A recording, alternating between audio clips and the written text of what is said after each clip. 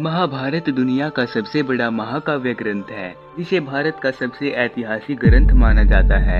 महर्षि वेद व्यास जी ने संपूर्ण विवरण के साथ यह ग्रंथ लिखा था। हिंदू धर्म में माना जाता है कि महाभारत में वर्णित घटनाएं सत्य और प्रमाणित है, लेकिन कुछ लोग इसे आज भी काल्पनिक मानते हैं और इसे एक कहानी मात्र ही समझते हैं। परंतु आज की यह वीडियो उन सभी लोगों के मुंह पर ताला लगा देगी जो लोग यह कहते हैं कि यह एक कहानी है। लेकिन हमारे भारत में लोगों के पास अपने धर्म ग्रंथों और संस्कृति के बारे में जानने का टाइम कहाँ होता है। हो सकता है कि कुछ लोग यह वीडियो आदि ही देखें और हो सकता है कि कुछ लोग यह वीडियो यहीं से ही छोड़कर भाग गए हों। परंतु हम आपको यकीन दिलाते हैं कि आज हम जो सबूत आपके सामने पेश करने जा रहे हैं, अगर आप उनको जान लेते हैं तो आपको अपने हिंदू धर्म पर गर्व होगा और आप भी गर्व से कह सकेंगे कि महाभारत एक सच्ची घटना है। महाभारत का पहला सबूत है कुरुक्षेत्र और वहाँ की लाल मिट्टी। यह तो हम सभी जानते हैं कि महाभारत का युद्ध कुरुक्षेत्र में हुआ था, जो कि इंडिया के सबसे धाकड़ राज्य हरियाणा में स्थित है। कहते हैं कि उस समय भयंकर युद्ध में बहे खून की वजह से वहाँ की जमीन लाल हो गई थी और जब हमें इस बात का पता चला तो हम पहुँच गए धर्म युद्ध भूमि कुरुक्षेत्र।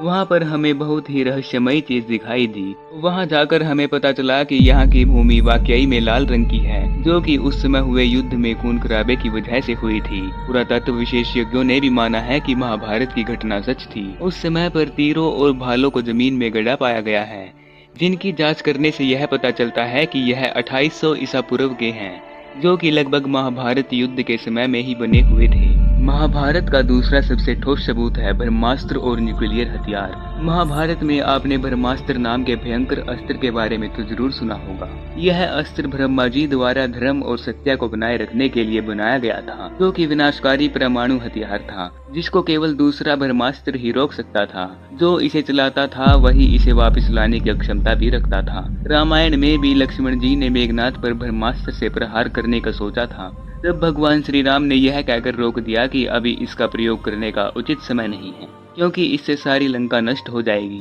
और कई बेकसूरों की जान भी चली जाएगी। ब्रह्मास्त्र बेहद खास होता था, जिस कारण महाभारत और रामायण काल में यह सिर्फ गिने चुने लोगों के पास ही था। यह अस्त्र पूरी दुनिया को नष्ट करने की ताकत रखता है। जब अमेरिका के जे रॉबर्ट ओपनहाइमर ने परमाणु बम बनाया और इसका परीक्षण किया गया तो इसके धमाके की आवाज बिल्कुल वैसी ही थी जैसे कि ब्रह्मास्त्र की होती है।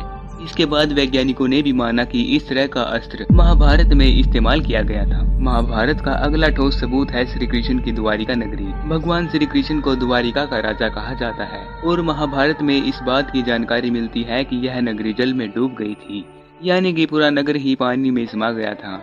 आपको जानकर आश्चर्य होगा कि पुरातत्व विभाग को गुजरात के पास समुद्र के नीचे एक पुराना शहर मिला है और इसके सबूतों से यह पता चलता है कि यही द्वारिका नगरी है, जिसका वर्णन महाभारत में किया गया था। और मित्रों, जैसा कि आप सभी जानते हैं कि श्री कृष्ण ने ही द्वारिका नगरी बसाई थी और श्री कृष्ण थे तो भगवान श्री कृष्ण ने गीता का उपदेश अर्जुन को दिया था।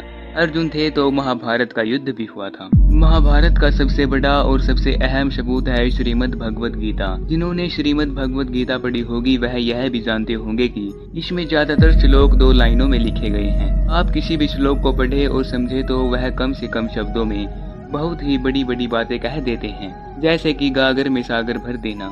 गीता में जो बातें लिखी गई हैं वह किसी सामान्य व्यक्ति द्वारा नहीं बताई जा सकती। भले ही मानव सभ्यता का काफी विकास हो चुका है, लेकिन आज भी गीता में जो ज्ञान है वह अकल्पनीय है, जिसे सामान्य व्यक्ति सोच भी नहीं सकता, जिसे सिर्फ भगवान ही बता सकते हैं। और यह सबूत है कि भगवान श्री कृष्ण थे जिन्होंने गीता का ज्ञान अर्जुन को दिया था। और अगर अर्जुन थे तो पांडव भी थे और इसका मतलब महाभारत युद्ध भी हुआ था। अगला ठोस सबूत है घटोत्कच का कंकाल। कुरुक्षेत्र के पास ही भारतीय पुरातत्व विभाग को खुदाई के समय बेहद ही विशाल आदमी का कंकाल मिला था, जिसको देखकर यह पता चलता था कि यह कंकाल किसी साधारण मनुष्य का नहीं है। तभी यह बात उठने लगी कि यह कंकाल घटोत्कच का है। महाभारत काल के घटोत्कच के बारे में तो आप सभी जानते ही होंगे, जो कि भीम और हिडिंबा का पुत्र था। जब वह योद्धा महाभारत के युद्ध में लड़ाई करने आया था तब कर्ण ने अपनी शक्ति से उसको मार दिया था। महाभारत के महाकाव्य में दिया गया घटोत्कच का वर्णन भी इसी कंकाल के समान है।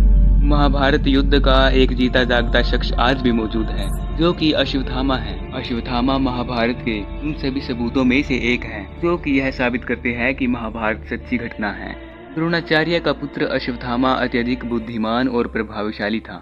बचपन से ही अश्वत्थामा के माथे पर एक मणि थी, जिस कारण उसे कोई हरा नहीं पाता था। इतिहास में कई बार लोगों ने अश्वत्थामा को देखे जाने की बात कही है। इतिहास में तो यह भी लिखा जाता है कि अश्वत्थामा जी ने ही पृथ्वीराज चौहान को उनका शब्द भेदी बाण चलाना सिखाया था। आज भी भगवान शिव का एक ऐसा मंदिर है जहां अश्वत्थामा रोज सुबह आकर जल और फूल चढ़ाते हैं। जब महाभारत के युद्ध में अश्वत्थामा के पिता गुरु द्रोणाचार्य को कपट नीति से अपनाकर मार दिया गया था, तब अश्वत्थामा ने गुस्से में आकर पांडव पुत्रों को मार दिया था, जिसके कारण भगवान श्री कृष्ण ने अश्वत्थामा को श्राप दे दिया था कि इस सृष्टि के अंत तक वह इसी धरती पर भटकते रहेंगे। इसके कारण ऐसा माना जाता है कि आज भी अश्वत्थामा जी जिंदा हैं और अश्वत्थामा जी के ऊपर बॉलीवुड भी बहुत सारी फिल्में बना चुके हैं।